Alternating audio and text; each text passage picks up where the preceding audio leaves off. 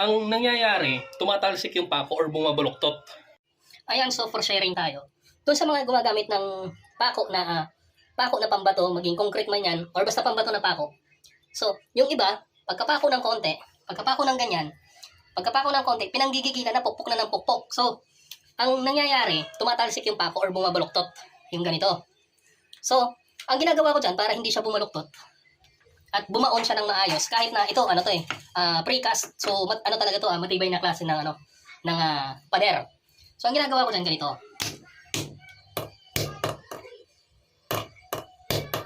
Baon na siya. Kung iba niyan, pinukpok na ng malakas, pero ako hindi, ganito lang.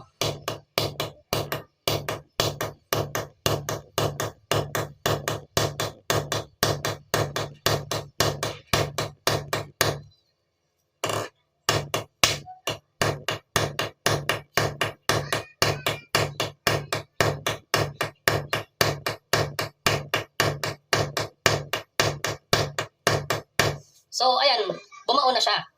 Subukan nyo, kayo yung magkabit ng ganito na ganyang technique ang gagamitin nyo sa ganyang technique ang gagamitin nyo sa pagpako ng ganitong semento. Okay? At saka yung pagpako nyo na pagbaon ng konti, pupupukin na ng malakasan kung ano pinagkaiba. Yan. So, yun lang. Sana may natutunan kayo. Click nyo po yung follow